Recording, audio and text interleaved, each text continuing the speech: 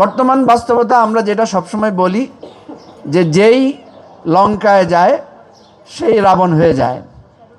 শেখ হাসিনাও কিন্তু অনেক অত্যাচার নির্যাতন সহ্য করেছিলেন। বঙ্গবন্ধু শেখ মুজিবুর রহমান দীর্ঘদিন জেলে ছিলেন, গণতন্ত্রের জন্য সংগ্রাম করেছেন, কিন্তু ক্ষমতায় আসার পর উনি বাকশাল কায়েম করেছেন, গণতন্ত্রকে গলা টিপে হত্যা করেছেন। শেখ হাসিনা যেই তত্ত্বাবধায়ক সরকারের নিজেকে গোলাম আজমের সাথে নিজেকে কো-ফাউন্ডার দাবি করেন, সেই শেখ হাসিনাও তত্ত্বাবধায়ক সরকারের মাধ্যমে ক্ষমতায় এসে তত্ত্বাবধায়ক সরকারকে বাংলাদেশ থেকে মুছে দিয়েছেন।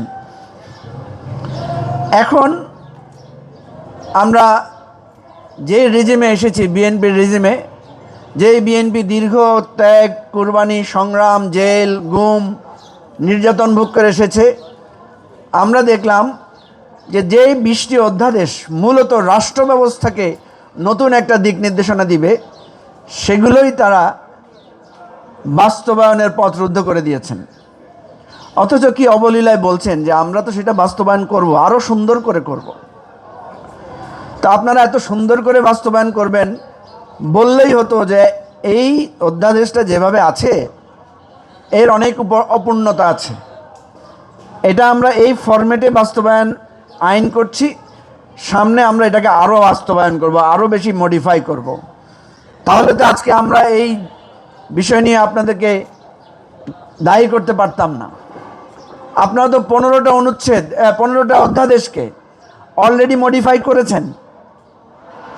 যদি এই 20টা অধ্যাদেশের ব্যাপারে আপনাদের কি বক্তব্য, সেটা তো আমরা জুলাই সনদে লেখাই আছে। আপনারা কোথায় কোথায় নোট অফ ডিসেন্ট দিয়েছেন, সেই জিনিসগুলো আপনারা এখানে অন্তর্ভুক্ত করতে পারতেন, অথবা বলতেন যে আপাতত এইভাবেই আমরা এটা পাশ করলাম, পরে আমাদের আরও মোর মডিফিকেশন আছে, সেটা আমরা সংসদের মাধ্যমে করব।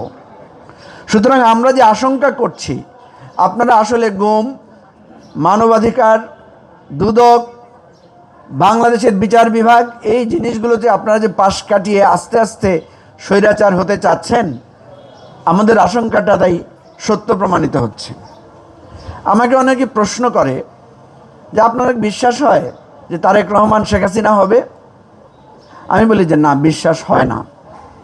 আমাকে অনেকে জিজ্ঞেস করে যে আওয়ামী লীগের মতোই কি বিএনপির মাথায় ভূত চাপবে, এটা আপনি বিশ্বাস করেন? আমি বলি যে বিশ্বাস করতে চাই না, কারণ ওই দুঃসময়ে আমাদের বহুবার কথা হয়েছে, বহুবার স্কাইপে কথা হয়েছে, বহুবার ফোনে কথা হয়েছে। প্রত্যেকটি কথায় আমরা গণতন্ত্র, মানবাধিকার, আগামী দিনের একটা সুন্দর বাংলাদেশের স্বপ্নই মাননীয় বর্তমান প্রধানমন্ত্রীর কণ্ঠে উচ্চকিত হতে দিয়েছি, উচ্চারিত হতে দেখেছি। কিন্তু আমাদের তো ভয় হয়, অতীতে অনেকেই ভালো কথা বলে অতীত ভুলে গিয়েছেন। কেউ যদি অতীত ভুলে যায়, আমরা কিন্তু অতীত ভুলব না। তাহলে আমরা কি করব? আমি ইতিমধ্যে বেশ কয়েকবার বলেছি, তারেক রহমান যেইভাবে শেখ হাসিনার ফ্যাসিবাদের বিরুদ্ধে সংগ্রাম করেছিলেন, যেই ভাষায় কথা বলেছিলেন, যেই কৌশলে আন্দোলনের নেতৃত্ব দিয়েছিলেন, আমরাও সেই পথই অনুসরণ করব। তিনি বলেছিলেন take back Bangladesh from Hasina. আমরা জাস্ট হাসিনার নামের বদলে বর্তমান ফ্যাসিবাদের নামটাই বসিয়ে দেব। আমরা বলবো take back Bangladesh from BNP's fascism. কি বলেন, কৌশলটা কি খারাপ হবে? নিশ্চয়ই খারাপ হবে না। তিনি বলেছিলেন এক দফা এক দাবি, শেখ হাসিনা কবে যাবি?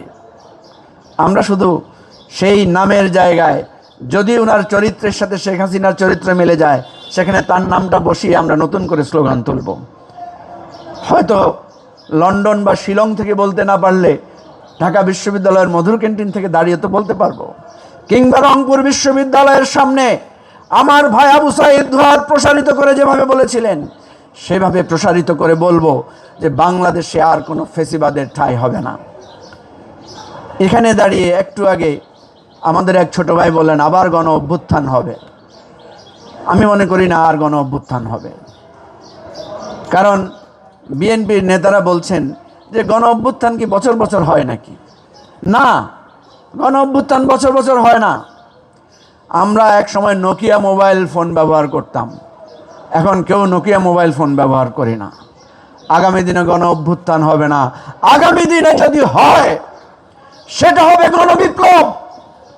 আগামী দিনে যদি আবার রক্ত ঝরে, আগামী দিনে যদি আবার আমাদেরকে রাজপথে দাঁড়িয়ে দুহাত প্রসারিত করে বক্তব্য রাখতে হয়, তাহলে সেই বক্তব্য হবে নতুন সংবিধানের, সেই স্লোগান হবে, লড়াই হবে নতুন বাংলাদেশ গড়ার, এবং সেই বাংলাদেশ হবে বিপ্লবের মাধ্যমে, গণ অভ্যুত্থানের মাধ্যমে নয়।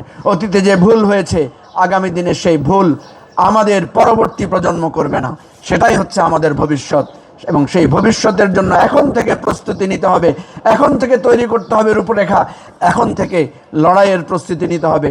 তার আগে আবারও বলতে চাই, আমরা আপনাদের সাথে যুদ্ধ করতে চাই না, লড়াই করতে চাই না, বিপ্লব করতে চাই না। আমরা চাই সমঝোতার মাধ্যমে আপনারা যে প্রতিশ্রুতি দিয়েছিলেন, যে অঙ্গীকার করেছিলেন, সে অঙ্গীকার এবং প্রতিশ্রুতি বাস্তবায়ন করেন। আসেন, আর রক্ত ঝরানো নয়, সবাই মিলে সেই বাংলাদেশটা গড়ি যেই বাংলাদেশের কথা আপনি বলেছিলেন। You have a plan. আমরা চাই আপনার সেই প্ল্যানটা, সঠিক প্ল্যানটা করেন, কারো কুবুদ্ধিতে আপনি অন্য প্ল্যানিংয়ের মধ্যে ঢুকে যান না।